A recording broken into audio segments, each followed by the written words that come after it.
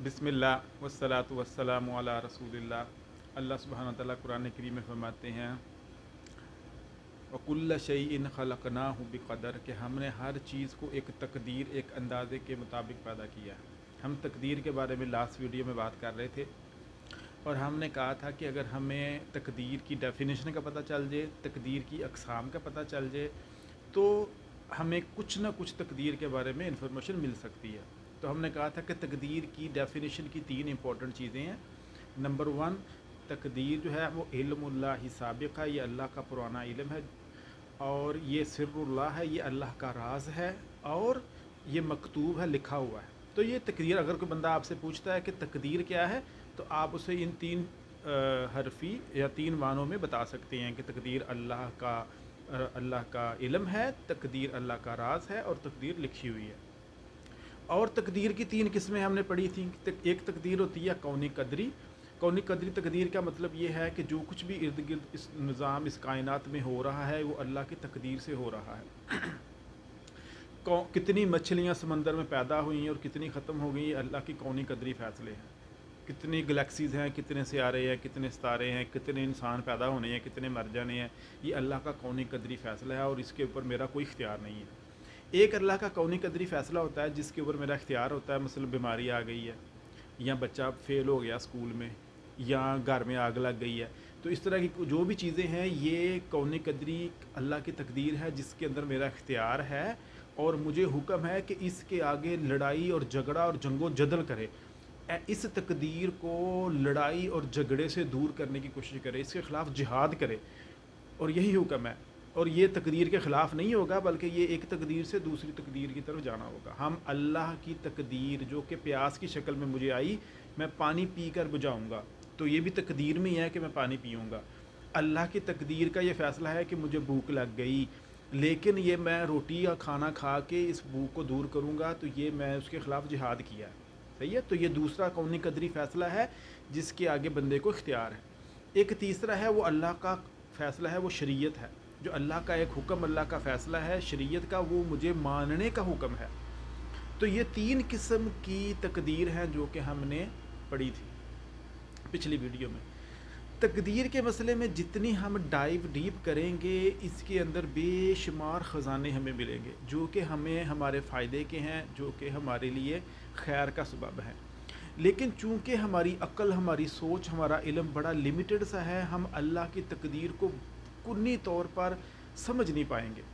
ऐसा नहीं हो सकता कि कोई बंदा ये कह दे कि मुझे तकदीर मुकम्मल तौर पर समझ आ गई, ऐसा पॉसिबल ही नहीं है। जैसे अल्लाह सुब्हानहू व तआला ने कहा, लोग आके आप प्यारे पैगम्बर आपसे पूछते हैं वयसअलूनका अनिर रूह, आपसे रूह के बारे में पूछते हैं। कुल रूह मिन अम्रि रब्बी, कह दो रूह तो अल्लाह का हुक्म है। वमा ऊतीतु मिनल इल्मि इल्ला कलीला, तुम्हें तो थोड़ा सा इल्म है।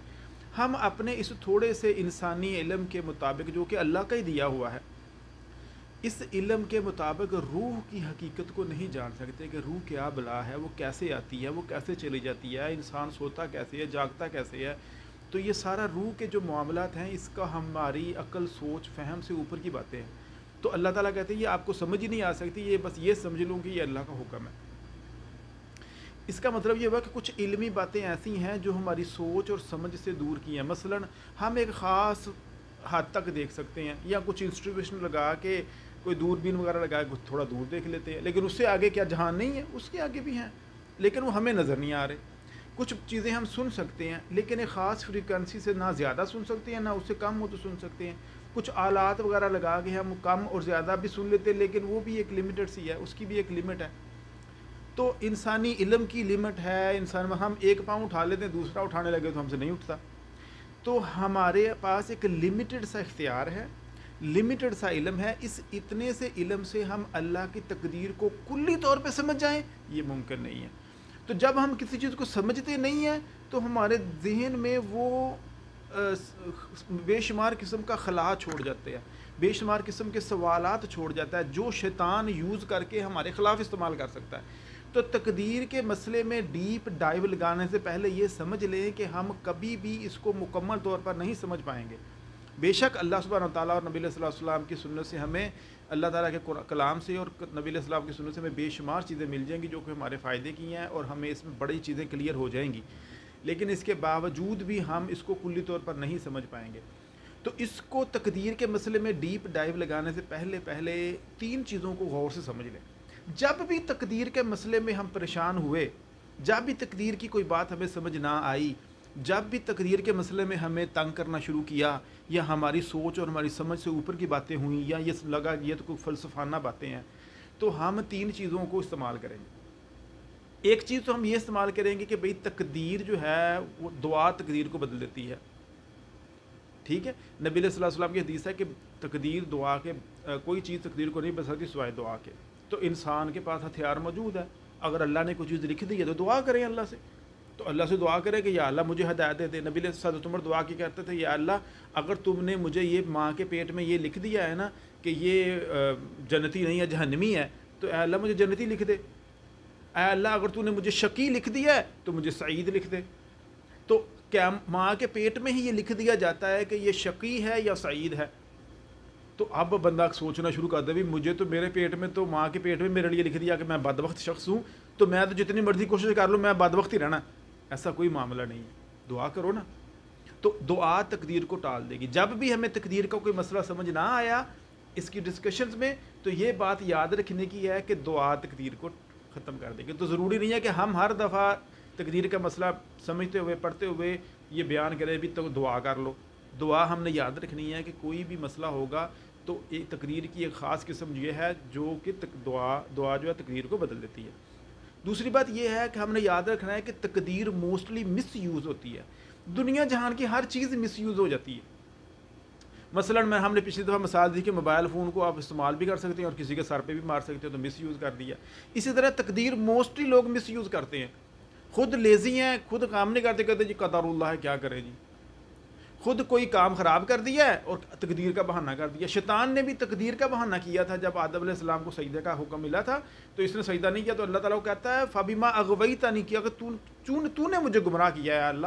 تو اللہ کو بلیم کر رہا ہے. کافر جو تھے ان کو کہا جاتا ہے بھی غریبوں میں خرچ کرو، تو وہ کہتے ہیں اگر اللہ چاہتا تو ان پہ خرچ کر دیتا. بھی کافروں کہتے ہیں بھی شرک نہ کرو، کہتے ہیں اگر اللہ چاہتا تو ہم شرک ہی نہ کرتے. بھی اچھا کام کرنے کا حکم دیا جا رہا ہے، ایک کر بھی نہیں رہے اور اوپر سے اللہ کو بلیم کرے. چور الٹا کوتوال کو ڈانٹے. یعنی کہ ایک تو وہ چوری کر رہے ہیں اوپر سے سینہ زوری بھی. تو مطلب ایک تو خود گناہ کر رہے ہیں، معصیت کر رہے ہیں، اللہ کی نافرمانی کر رہے ہیں، اور دوسرا اوپر سے اللہ کو بلیم کر رہے ہیں. تو یہ ڈبل جرم ہو جاتا ہے. تو یہ ڈبل جرم نہیں کرنا. تو دوسری بات کیا ہے کہ ہم نے یہ بات ذہن میں رکھنی ہے تقدیر کے مسئلہ پڑھتے ہوئے کہ تقدیر کو مس یوز نہیں کرنا. اور تیسری چیز جو کہ تقدیر کے بارے میں سمجھنے والی ہے کہ تقدیر کا کوئی بھی مسئلہ چاہے ہمیں سمجھ آئے یا نہ آئے وہ اللہ کے عدل اور فضل سے باہر نہیں جاتا. اللہ کی پوری تقدیر اللہ کے عدل اور فضل نے گھری ہوئی ہے. اللہ کے عدل اور فضل نے پوری کی پوری تقدیر گھری ہوئی ہے. کیسے کہ کوئی اللہ تعالیٰ کہتا ہے ان اللہ لا یظلم مثقال ذرہ، اللہ تعالیٰ کسی پہ ذرہ برابر بھی ظلم نہیں کرتا. مثلا اگر کسی کی ناک بڑی ہو گئی یا کسی کا رنگ کالا ہو گیا تو وہ اللہ کو بلیم کرتا ہے یا اللہ مجھے تم نے کالے رنگ کا کیوں پیدا کیا، یا اللہ میری شکل خوبصورت کیوں نہیں، یا میری شکل باقی اتنے خوبصورت ہے میں کیوں نہیں، باقیوں کے پاس اتنا مال ہے میرے پاس کیوں نہیں ہے، اے اللہ تو نے مجھے مال کیوں نہیں دیا، اے اللہ مجھے تو نے بیٹیاں ہی بیٹیاں کیوں دے دیں، باقیوں کو تو بیٹیاں نہیں دی. تو اللہ تعالیٰ ان کو کیا کہتے ہیں وہ اللہ کو بلیم کرنا شروع کر دیں کہ اللہ تو نے مجھے بیٹیاں کیوں دی ہیں. تو اس طرح اللہ کی تقدیر جو ہے وہ عدل اور فضل سے نہیں نکلتی. عدل تو یہ ہے کہ اس بندے کے بارے میں اللہ تعالیٰ نے وما اصابکم من مصیبت فبما کسبت ایدیکم، کوئی مصیبت آئی تو تمہارے اپنے ہی گناہوں کی وجہ سے ہے جو تمہارے اوپر پڑی. تو یہ اللہ کا عدل ہے جو اس کی تقدیر کا فیصلہ امپلیمنٹ ہوا ہے. کیوں کہ یہ جرم کیا تھا بندے نے تو اب مصیبت آ گئی. ایک چور نے چوری کی تو اب وہ جیل میں پھنسا ہوا ہے، جیل میں بند ہے. اب وہ کہ یا اللہ تو نے میری تقدیر میں جیل کیوں لکھی؟ بھئی تمہاری جیل میں تقدیر میں جیل اس لیے لکھی کہ تو نے چوری کی ہے. تو اپنے آپ کو کوسو تقدیر کو کوسنے کی بجائے.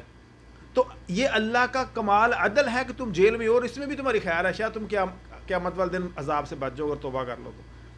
تو یہ اللہ کا عدل ہے جو کہ اللہ کا نافذ ہو رہا ہے. اور دوسرا اللہ کا فضل ہے. فضل کیا ہے کہ کسی بندے کو جتنا مرضی علم دے دے، جتنا مرضی رزق دے دے، جتنا مرضی حسن دے دے، جتنا یہ اس کا فیصلہ ہے. تو اللہ کا جتنا بھی نظام میں قدرت ہے یا قضاء اور قدر کا معاملہ ہے وہ ان دو چیزوں سے کبھی باہر نہیں نکلے گا. ایک عدل اور دوسرا فضل. یہ ہم نے یاد رکھنا ہے. چاہے دنیا میں کتنا ہی بڑا فتنہ اٹھ جائے, کتنا ہی بڑا ظلم ہو جائے, کتنے ہی بڑے بڑے حادثے ہو جائیں, کتنے ہی مس ہیپس ہو جائیں, کچھ بھی ہو جائے, ہم نے یہ ذہن میں رکھنا ہے کہ اللہ کی تقدیر عدل اور فضل سے باہر نہیں نکلتی. ہمیں سمجھ آئے یا نہ آئے, میرے حق میں ہے یا میرے خلاف ہے, خیر ہے یا شر ہے, یہ اللہ کے عدل اور فضل سے باہر کبھی بھی نہیں جائے گی. چاہے زلزلہ آ جائے, چاہے آتش فشاں پھٹ جائے, چاہے تیز آندھی آ جائے, چاہے لوگوں کے گھر ختم ہو جائے, چاہے سارے کے سارے نسل انسانیت میں ختم ہو جائے دنیا سے, یہ اللہ کا یا عدل ہوگا یا فضل ہوگا, اس کے علاوہ کچھ نہیں. تو ہم نے کہا کہ جب بھی تقدیر کا مسئلہ یاد کرنا, یا تقدیر کا مسئلہ ہم ڈسکس کرنا, یہ تین چیزیں یاد رکھنی. ایک تو تقدیر کو مس یوز نہیں کرنا, دوسرا دعا تقدیر کو بدل دیتی ہے, تیسرا تقدیر اللہ کے عدل اور فضل سے باہر نہیں نکلے گی. تو اب ہم نا آسان سے طریقوں سے تھوڑا سا ڈیپ ڈائیو کرتے ہیں تقدیر میں. دیکھیں, کوئی حادثہ, کوئی واقعہ پیش ہوا ہے تو اس کے دو اسباب ہوں گے.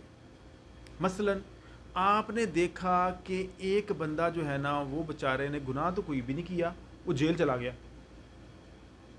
چوری کسی نے کی اور پولیس اس کو پکڑ کے لے گئی ہے. اب ظاہری طور پر تو سارے ارد گرد کے لوگ کہیں گے کہ یار یہ تو بیچارہ بے قصور تھا, اس کو کسی نے خام خواہ پکڑوا دیا. تو وہ اب بیٹھے کہنا شروع کر دیا, یا اللہ یہ میری تقریر میں تم نے جیل کیوں لکھ دیا, میں نے تو کچھ کیا ہی نہیں. تو یہ ظاہری سبب ہے جو کہ ہمیں نظر آ رہا ہے کہ اس بندے کو جیل ہو گئی, حالانکہ اس نے تو کوئی جرم ہی نہیں کیا. تو لوگ جتنے بھی فیصلے کر رہے ہیں وہ ظاہری سبب کی وجہ سے کر رہے ہیں. ایک اس کا باطنی سبب بھی ہے, اور وہی حقیقی سبب ہے, وہ قدر اللہ ہے. اچھا, اب ہم نے کہا تھا کہ بھئی تقدیر کا معاملہ سمجھنے کے لیے ہم نے یہ تین چیزیں ذہن میں رکھنی ہیں. ایک کیا ہے کہ تقدیر کو مس یوز نہیں کرنا. اب اس میں تقدیر مس یوز کیسے ہو سکتی ہے کہ بندہ اس کو چھڑانے کی کوشش کوئی نہ کرے, نہ اس کے کوئی پیچھے جائے ہو کہ جی قدر اللہ تھی, وہ بندہ پھنس گیا, اب ہم کیا کریں, ہم نے کون سے وکیلوں کی فیسیں دیں, عدالتوں میں دھکے کھائیں, خود ہی تقدیر ہوگی تو نکل آئے گا باہر. تو یہ تقدیر کا مس یوز ہے, یہ ہم نے نہیں کرنی. تو دعا تقدیر کو ٹال دیتی ہے. تو وہ بندہ جو جیل میں ہے وہ بھی اللہ سے دعا کرے, اور جو اس کے پیچھے ہیں جو واقعین وہ بھی دعا کریں کہ بھئی اللہ تعالیٰ اس میرے بندے سے یہ مصیبت ٹال دے. تو یہ اللہ کی جو ہے تیسری چیز کیا ہے کہ یہ عدل اور فضل سے باہر نہیں نکلتا. تو اس میں عدل کیا ہے, یہ تو بیچارہ بے قصور تھا. ہو سکتا ہے کہ اس کا کوئی وہ گناہ ہو جو اس نے پہلے کیا تھا اور اب اس کو یاد ہی نہیں ہے. کتنی دفعہ ایسے ہوا کہ ہم فجر پڑھے بغیر ہی سو فجر پڑھے ٹائم ہو گیا اور ہم سوئے ہوئے ہیں, عشاء کا ٹائم, عشاء پڑھے بغیر ہی سو گئے ہیں. کسی غریب اور مسکین کا حق تھا ہمارے پیسے میں, ہم نے اسے دیا ہی نہیں. کتنی ہی دفعہ ایسے ہوا کہ ہم نے غصے میں آ کے برے بھلے لفظ کہہ دیے کس کو. کون ہے وہ جو یہ کہہ سکے کہ میں نے تو کبھی کوئی گناہ کیا ہی نہیں, میں تو جناب بڑا نیک پارسا انسان ہوں. کوئی ہے؟ کل بنی آدم خطاؤن وخیر الخطاؤن التوابون. تو یہ ابھی تو اس نے کوئی جرم نہیں کیا, لیکن ہو سکتا کسی اور جرم کی وجہ سے آج وہ جیل میں چلا گیا. ہو سکتا کسی اور کا حق مارا ہو, کسی اور پہ ظلم کیا ہو, کوئی 10 سال پہلے, کوئی 20 سال پہلے, کوئی 40 سال پہلے, جو یہ خود بھی بھول گیا. کیونکہ قرآن کہتا ہے وَمَا أَصَابَكُم مِّن مُّصِيبَةٍ فَبِمَا كَسَبَتْ أَيْدِيكُم, جو بھی تمہیں مصیبت آئی وہ تمہارے اپنے ہاتھوں کی کمائی تھی جو تم پہ آئی. تو ہو سکتا ہے یہ اللہ کا فضل ہو, اللہ کا عدل ہو جو اس کے اوپر نافذ ہو گیا کہ اس نے جو فلاں گناہ کیا تھا آج یہ ذرا جیل کا مزہ چکھے. پاسبل ہے, ہمیں تو نہیں پتا. یا یہ اللہ کا فضل ہو سکتا ہے, جیل بھی اللہ کا فضل ہے. ہم صرف فضل وہ سمجھتے ہیں جو کہ پیسہ مل جائے, حسن مل جائے, کوئی آسانی مل جائے, کوئی آسائش مل جائے. ہم مصیبتوں میں اللہ کا فضل تلاش نہیں کرتے. اگر یوسف علیہ السلام جو کہ جیل میں تھے, کتنے سال وہ جیل میں رہے, قرآن کہتا ہے بضع سنین, وہ جیل میں رہے. بضع کا لفظ ہوتا ہے وہ 10 سے کم پہ, تو اس کا مطلب 8-9 سال وہ جیل میں رہے ہیں یوسف علیہ السلام. کیا گناہ تھا؟ کوئی گناہ نہیں تھا. وہ تو پیغمبر کی ذات ہے, معصوم. وہ بچپن سے ہی اس کے بھائیوں نے کبھی اس کو کنویں میں پھینک دیا, باپ سے دور ہو گئے. تو اگر ایک عام انسان سوچے یار اس بیچارے بچے نے کیا قصور کیا, وہ باپ سے چھٹ گیا, وہ کنویں میں پھینک دیا, مصر میں بک گیا, وہ زلیخا کے فریب میں آ گیا, اب جیل میں پڑا ہوا ہے, وہ جیل میں بھی کئی سال سے. اللہ اکبر. تو یوسف علیہ السلام کے پورے قصے میں کسی ایک جگہ پہ بھی یوسف علیہ السلام نے کمپلین سنی ہے کہ میرے پہ کیا ظلم ہو گیا، میں نے کیا کر دیا، میرا کیا قصور ہے. یا یوسف علیہ السلام کے باپ نے کوئی کمپلین کی ہو یعقوب علیہ السلام نے کہ یا اللہ میرے پہ ظلم ہو گیا، میں تو پیغمبر ہوں، میں نے تو کبھی کوئی گناہ کیا ہی نہیں، ہم تو اتنے اچھے ہیں، پھر ہمارا بھی اتنا ظلم نہیں. وہ تو یہی کہتے ہیں فصبر جمیل فصبر جمیل. یہ کمپلون تو شیطان ہی کرتا تھا، جس کو تھوڑا سا مسئلہ ہوگا تو وہ اللہ کو بلیم کرنا شروع کر دیا.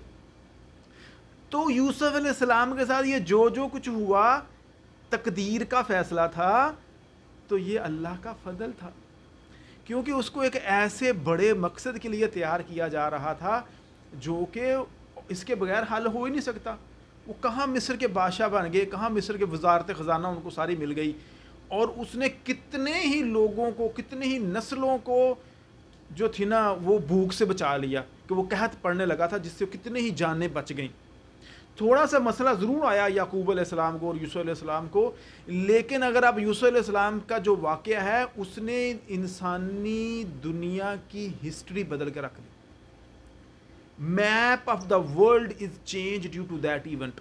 اسی سے بنی اسرائیل نکلی، اسی سے اسرائیل نکلا، اسی سے سارے جنگ و جدل ہوئی، علاقے بنے، یعنی کہ میپ بنے.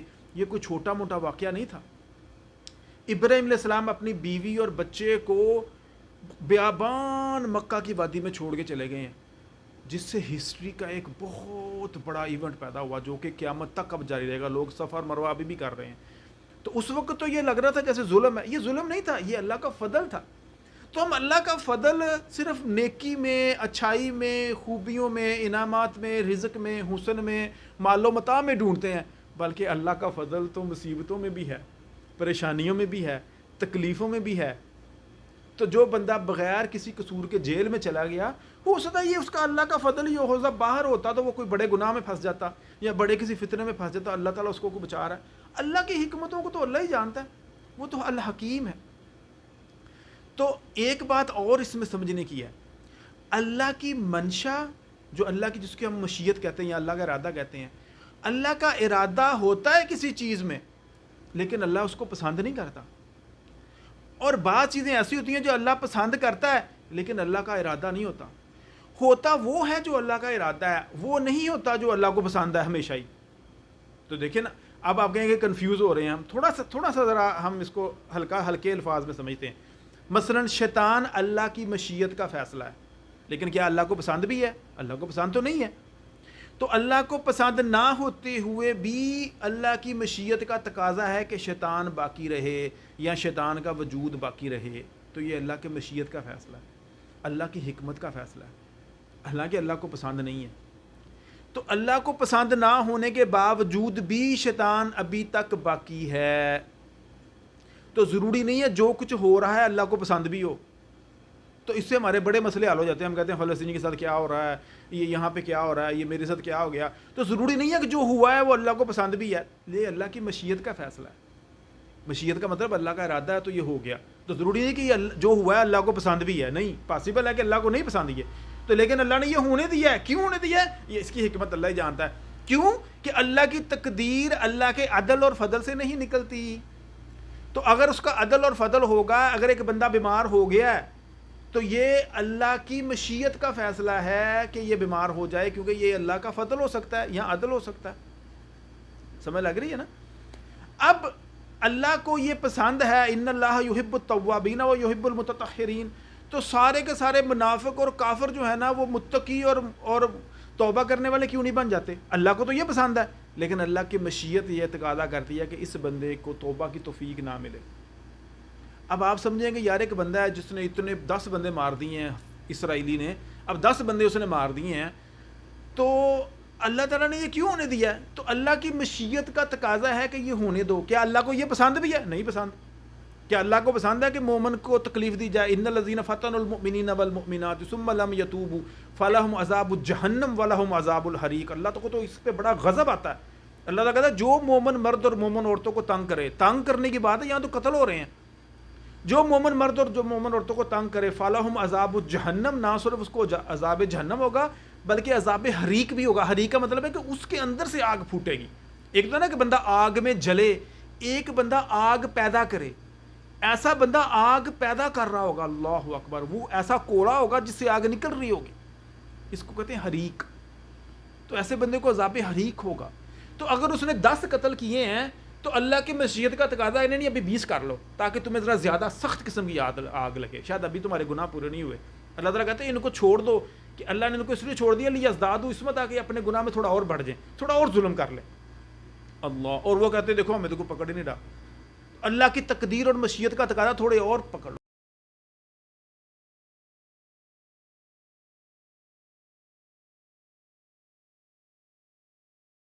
انشاءاللہ اس کو ہم اگلی ویڈیو میں پھر کنٹینیو کریں گے. اللہ تعالیٰ سے دعا ہے کہ اللہ تعالیٰ ہمیں سمجھنے کی توفیق عطا فرمائے. السلام علیکم ورحمۃ اللہ وبرکاتہ.